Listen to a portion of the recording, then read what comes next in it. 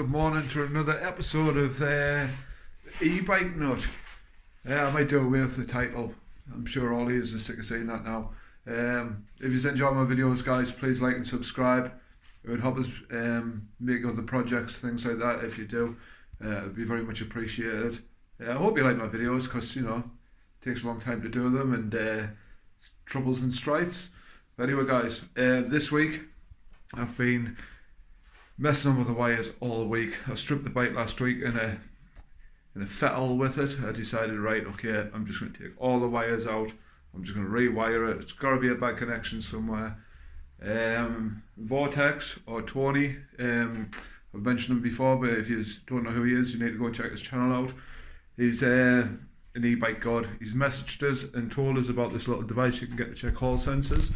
It's finally rocked up and it is pretty cool, but the bike needs to be together to check it out, and I've literally stripped it all. So I've changed connections.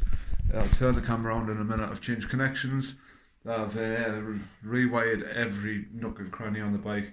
I have found the issue, but you'll have to watch till the end to find out where it's been, because I think I found the issue. Anyway, there's something obvious that could well be wrong, but yeah, watch till the end of the video anyway, and you'll find out where it is.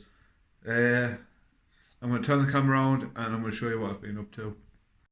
It's always brilliant lighting here to make a YouTube video. At least I haven't got no knickers or bras or anything on the radiator. Socks lying behind the bike this time. Where do I start, guys? Right, so all the wires have been out, everything. You can see the wires go underneath the controller down here. They're going to be connected here. I need to go and get some more spade connectors or bullet connectors for the hall sensor wires, because I'm not happy putting a plug on it, for the simple fact is that if one of the wires go dodgy, you can't just check an individual wire, so I'm going to leave them all separate. The three-phase cables, this used to be the blue plug, if you remember. I've put the proper connectors on, soldered all these, heat shrunk them all, so I know I'm not going to get no bad connections. With it being underneath the suspension, I thought, I better, what's that?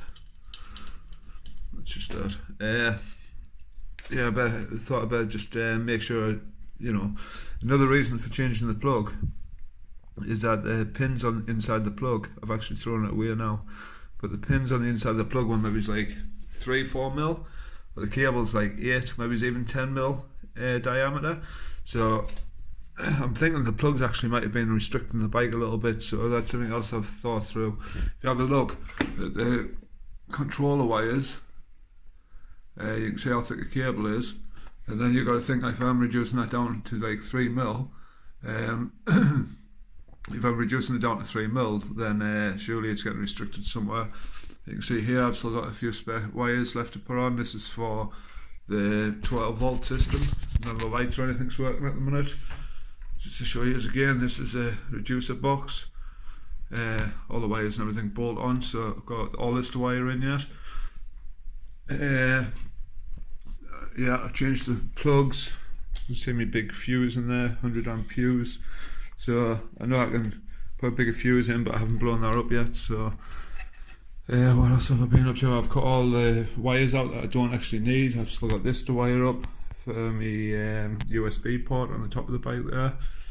Loads and loads and loads of wiring left to do for it. But I'm going to go and show you my little secret.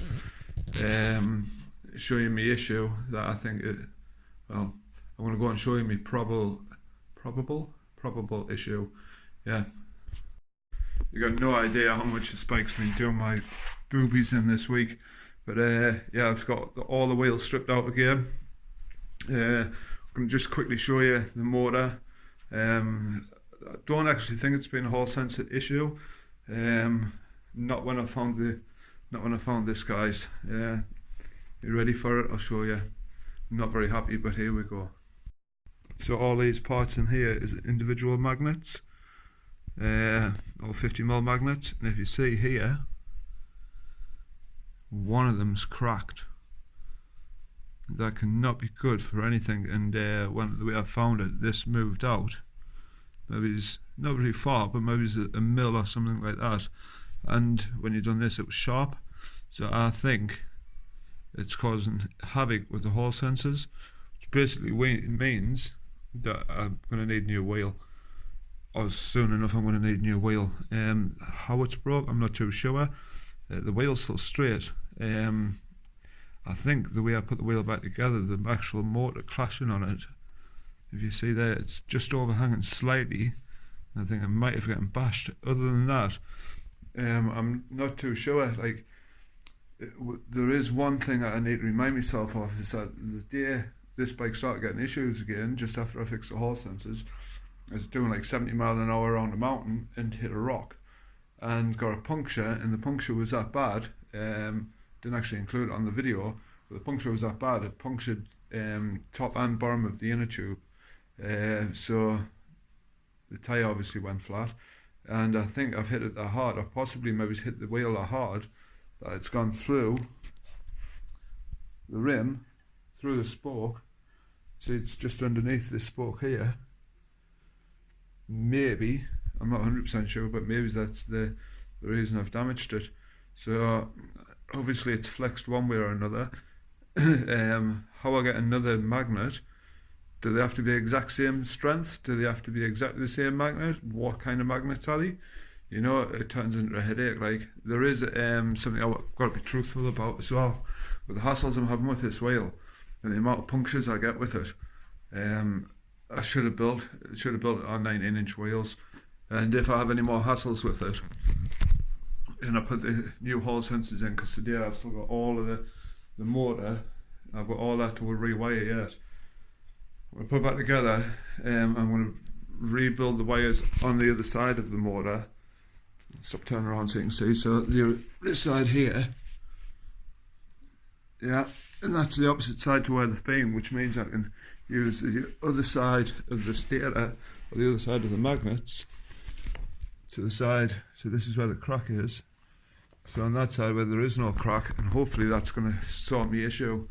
I do have to change all the hall sensors and everything again. Luckily I've got enough spares after last time I done it. But I'm going to have to go out and buy some new wire and whatnot, because they've been in and out. The wires have got that many cuts and whatnot in. It's been soldered so many times, I'm just going to replace them all. So it's not quite 10 o'clock. We're going to go out today. I'm going to go and buy some new wires and whatnot, and I'm going to try and fix it again. But if it doesn't work, guys, I'm going to put it on 19-inch wheels. Simple fact, I'm sick of getting punctures. Yeah, 19-inch, the 26-inch wheels, I did read about it, I did do my research before I put them on. The reason I use 26-inch wheels for is I thought it's more mountain bike, you know. It has been strong enough, I haven't buckled or anything like that, but the tyres, I bought the best tyres I could possibly buy for them. And the amount of punctures I've gotten, if I just put 19-inch wheels on, I could have put motorbike tyres on, or definitely heavier duty tyres, and they probably wouldn't have been as expensive, because these tyres are bloody expensive. The Maxxis Minions are 2.8 wide, and they're just not very good. No, not only just the punctures, but the tread hasn't lasted very long.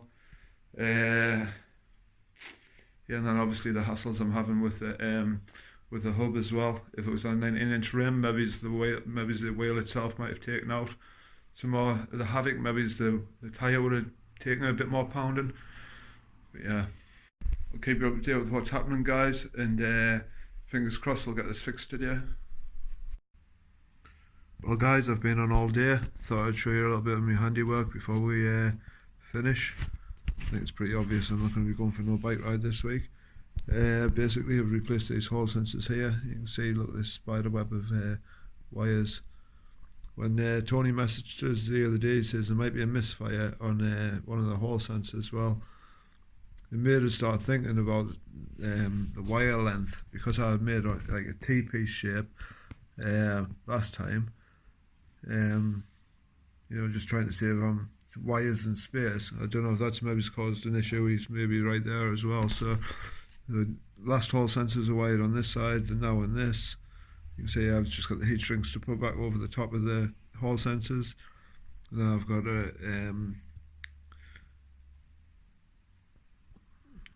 got to use some silicon all the wires down, cable tie them all, get it all put back together.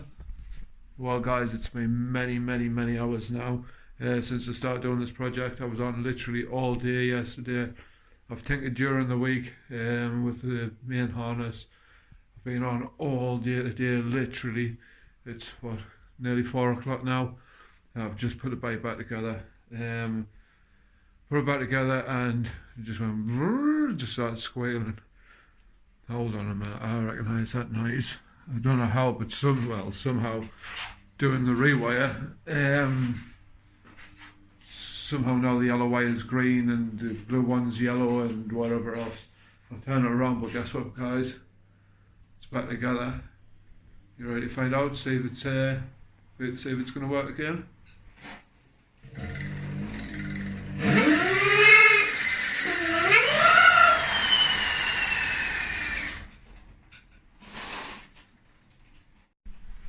Holy shit, that sounds more powerful than ever.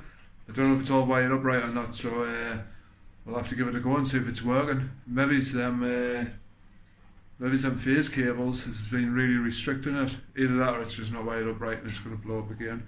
We'll find out next week, guys. We'll go and do a test ride on it. Thank you again for watching. Please like and subscribe, and I'll see you next week.